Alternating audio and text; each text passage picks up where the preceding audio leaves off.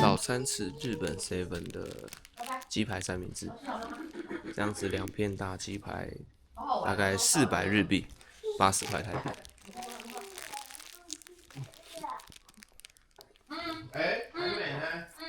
味道还不错。因为日本比较少像台湾有很方便的早餐店，所以如果有吃早餐习惯的朋友，可以就是到超商买隔天早上要吃的早餐，然后可以搭配一些牛奶或是果汁。我老婆说也可以搭配草莓，日本的草莓很便宜。今天来到大阪城，我们是搭计程车过来的。那因为我们是家庭多人行，所以搭计程车的话，一个人大概80到100台币左右啦。我觉得可能会比搭电车贵一点，但优点就是方便直达目的地。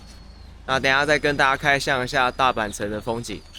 那今天很巧是下雨，所以但感恩的是我们今天有大概80%的时间会在室内，所以我们等一下这个是算是我们今天唯一的一个户外行程，就是大阪城。那我们逛完之后会去大阪梅田的百货公司，也一样持续跟大家分享日本行的风景。给大家看一下这个前面很高的城墙，那前面好像是一条小河，让我想到这个我玩 PS5 游戏对马战鬼的场景，就有一幕。好像那个男主角他要爬这个城墙去攻城，所以蛮有这个画面感的。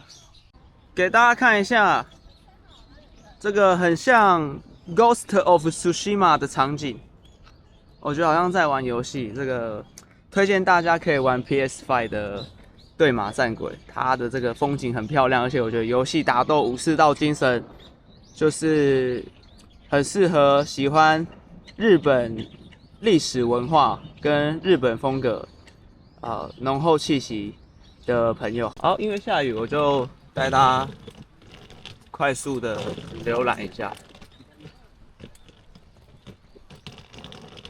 这里的风景，蛮好看的。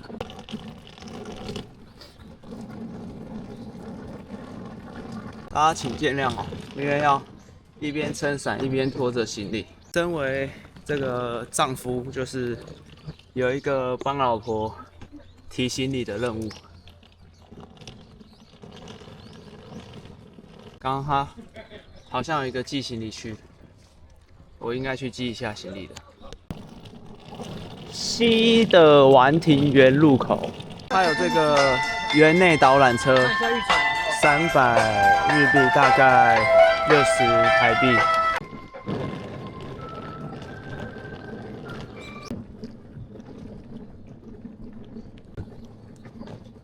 这里不知道为什么没人呢？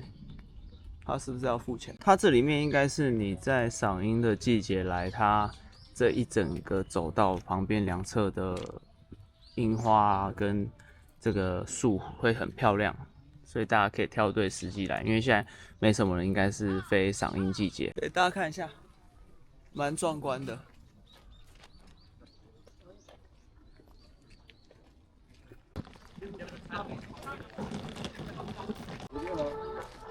那我推你玩对马战鬼，快有趣的一个音乐的一个导览车。耶！好啊，这个古迹风景流不是我老婆 style， 那本来也不是我的。那相信观众刚刚有听我讲，我为什么对这里有兴趣，原因是因为对马战鬼，对，就是仿佛看到你玩的游戏里面的场景出现在现实世界中。所以我觉得有，因为我觉得对马战鬼它游戏的场景设计蛮逼真的，然后它的那个画质解析度也很好。好，既然还有时间，就稍微讲一下对马战鬼的故事。以下有雷，如果你还没有玩过，想要体验它剧情的话，可以快转跳过这一段讲解。反正男主角他是某位这个大臣元首的，就是一官的儿子啊。然后后来就是他们遭遇，就是好像是蒙古大军还是外来的入侵者，把他们的家园给占领了。那男主角的爸爸一直希望他持守武士道精神，可是男主角一心就只想要复国，所以他对最后接触了类似忍者的这种暗杀的技术流派，可是他父亲不能接受，认为这是跟武士道背道而驰，所以男主角在这样子父亲的期待和武士道精神，跟他想要复国的这两者的心情拉扯。那我觉得很感动的是说，这是很现实、很真实的一个议题会遇到的挑战。那我们就是一路操控着男主角，然后去完成复国的这个行动跟任务。那我觉得很好的点是因为它当中会让你选择说，你可以继续走武士道精神，还是你想要走一些战鬼路线，就是类似忍者暗杀。那当中它有一些不同的结局。你的选择会影响不同的结局。那我觉得整体来讲，我给这个游戏是打9.9的高分啦。所以这是人生 PS5 必玩游戏清单的首推。那一样分享一下这个日式建筑物给大家看。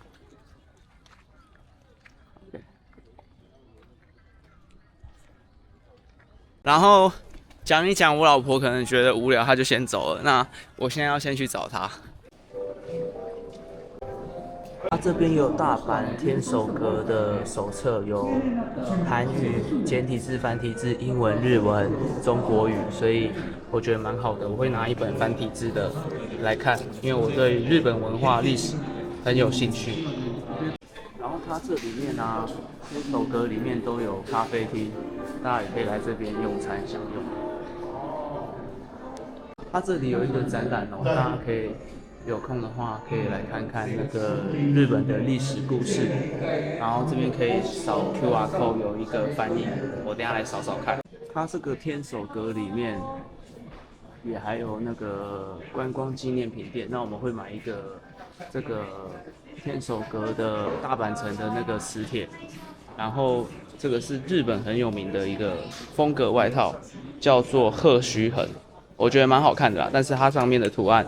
可能我不太适合。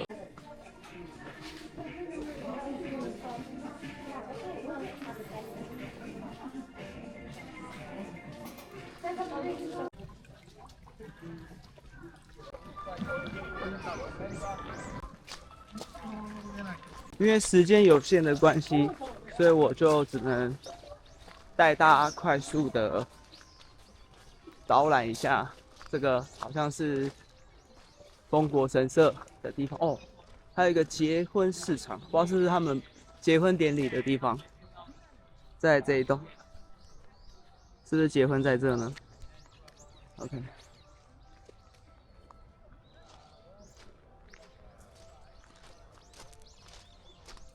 哇，丰臣秀吉。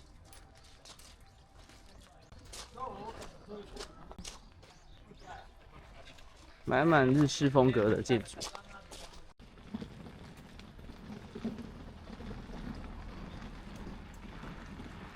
非常壮观的护城河，搭配雨天慢跑，浪漫步道。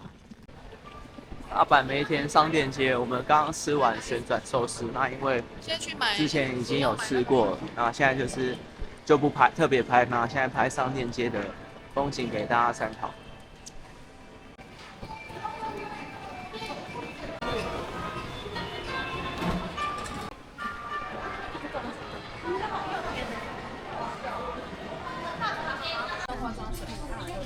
我们刚刚在阪急的 B1 跟1楼人超多，阪急 Shopping Mall， 所以提醒大家，如果礼拜天来、假日来的话要小心，而且它冬天会开暖气，这样子其实会蛮闷的。这边人实在太多了，所以我们赶紧找一间 Starbucks 来休息。所以推荐大家，如果是假日来的话，可以找一下附近的汉堡王 Starbucks， 或是摩斯汉堡，有这种可以稍微休息片刻的地方。然后虽然说人多到也不一定有位置休息，所以我觉得这个攻略很重要，因为人又多，开暖气又闷，所以逛起来的这个体验不一定是好的。大家可以看一下这个状况。星巴克的角落还不错的一个窗边 view， 然后这个自己人，然后因为位置有限，所以我们分开坐。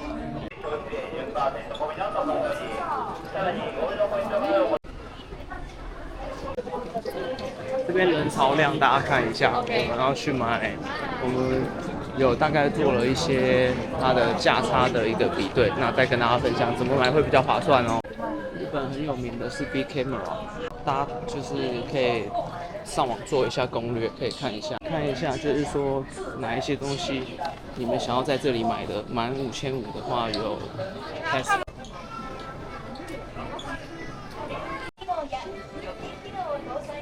这边的产品品项真的很多种，大家参考。这一间是阿卡奖，它是很有名的母婴用品店，然后我老婆已经进去才买了。我们是在阿卡奖旁边的这个 Freshness Burger 等。我老婆买的战利品，满满的一篮，厉害了啊！我现在从刚刚的咖啡厅来付钱。岳母赠送婴儿用品。刚刚逛完了新斋桥小小的商店街，我们在刚刚的那个 burger 喝完饮料，小歇片刻，我们现在要去吃晚餐。老婆说这间她看过，很好逛。在这个日本新斋桥附近有一间它是类似花王的一个这个展览馆做推销。那我觉得很特别的点是，它竟然在这边是没有卖产品，它单纯针对他们的一些新产品有一些抢先的试用跟推广。那我觉得大家如果有来，可以试试看这个品牌它推的一些新产品。这边没有接业配，纯粹是觉得它这样的一个行销模式，我觉得蛮好的，分享给大家。好，我有预感你会夹到。哇！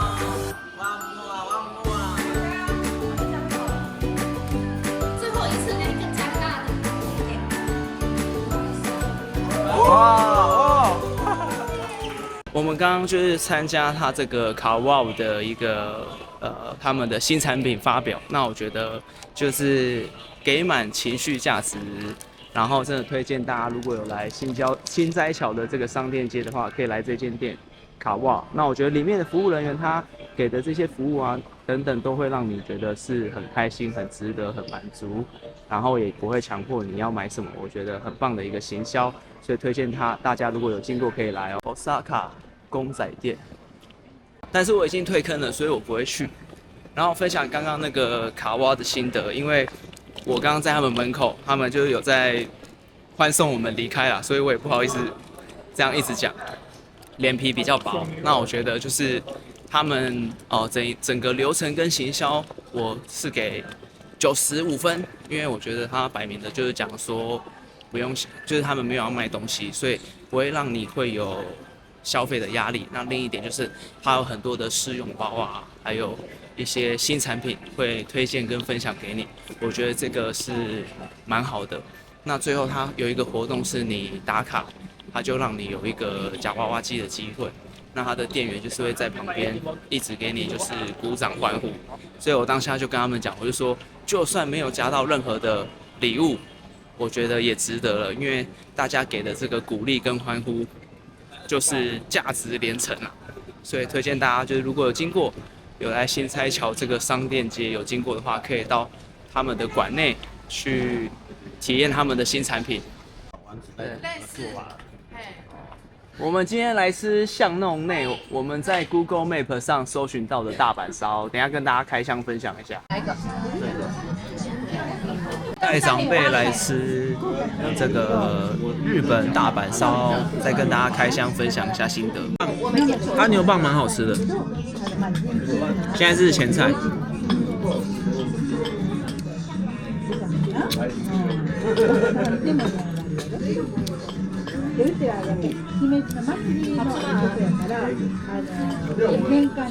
前菜还有秋葵。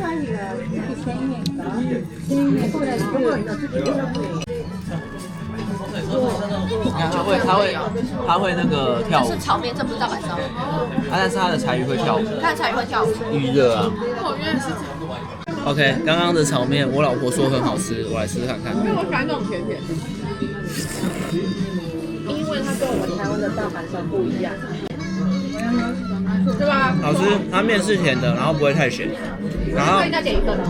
面很有嚼劲，很 Q。然后它这个炒面还有附鹅啊跟虾子，料蛮丰富的。所谓的海鲜炒面。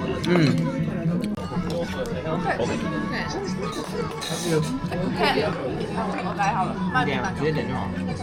然后刚刚讲到一半，它的鹅啊也是很鲜甜，很扎实。然后现在试试看它的虾仁，换一个原味的看看好不好？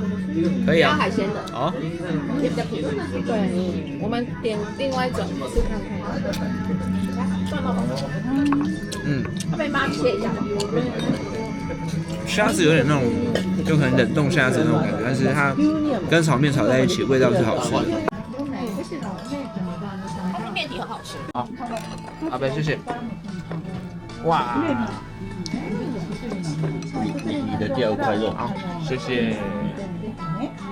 来，然后很特别，它这里的低消是一杯饮料，竟然不是一道料理，就是一杯饮料，所以很多店都这样。但是通常你点饮料就也会想要点东西吃啊，而且它中间就有一个很大的一个烤炉，所以就是如果只单纯点饮料没有点东西吃也怪怪的。那我现在要开箱试一下这个大阪烧。这个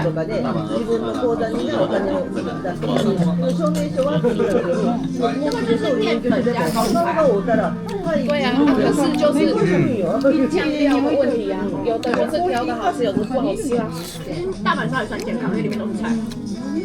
好吃，但是我投炒面一票，因为我觉得这个口味跟我们台式有点不一样。那它的整个调味，我觉得是可以在可接受的范围，是好吃的。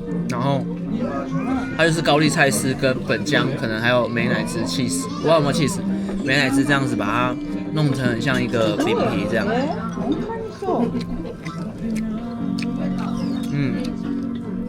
大阪烧我不要。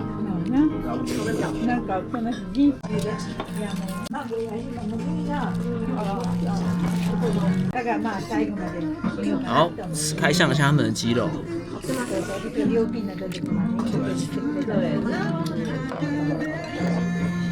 先弄个肉肉吧。它还有配红姜，蛮解腻的。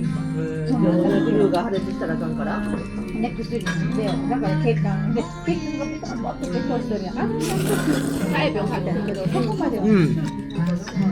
补一下鸡肉的评价，因为刚刚它放上来是要让它继续煮，所以我刚吃一口是没熟，然后又丢回去煮。那我觉得鸡肉的话就是中规中矩，就是没有到特别的惊艳，但是不难吃。我们刚刚吃大概多少1700台币。我们刚刚4个人大概吃1700台币含服务费，然后里面空间比较小，然后也有一点点语言不通，可是整体我觉得是好的。因为我们同行有人又去买药妆，然后我在这边简介一下刚刚那个大阪烧店。我觉得我们刚刚这样吃下来，一个人大概是1700台币，大概是6000日币，6000日币，然后含税跟服务费。然后我觉得它的炒面是第1名，那其他也都不难吃。然后但是有一个小缺点，就是它那边语言比较不通，就是英文跟中文不太行，然后店员也比较含蓄一点，然后另一方面就是它的那个走道比较小，所以对于像我们有比较壮硕的长辈，他坐起来就比较不舒服，所以给大家参考，我觉得也蛮值得去的一间大阪烧店。现在我们又走回新斋桥，给大家看一下名字。我们要跟新斋桥金 say goodbye 哦。Hello， 在我后面是听说在日本很便宜的业务超市。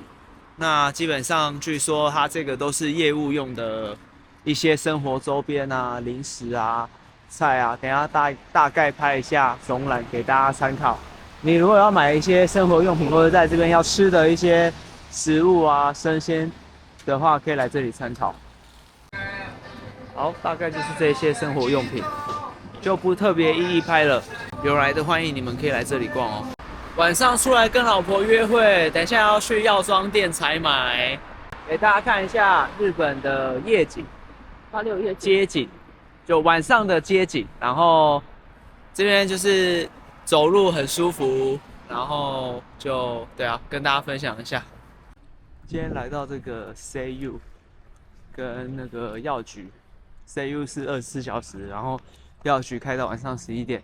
我们最后一晚就是晚上出来漫步，到时候再分享一下逛的心得。你帮我问可不可以 test free 啊？哦，我老婆超会逛。好，我们刚刚逛完了那个舒雅超市跟那个药妆，然后我们舒雅买了多少600多块。那个台币嘛？对，大概多少？大概4500日币啊，然后大概900多台币。然后我们那个药妆买了，药妆900多啊？不是吧？反正它不台币1000多。对啊，反正我们就是那个药妆跟超市都买大概1000多台币，然后那个药妆可以退税5500日元，那个超市不能退税，所以我们买了一些今晚最后一晚要吃的宵夜的一些东西。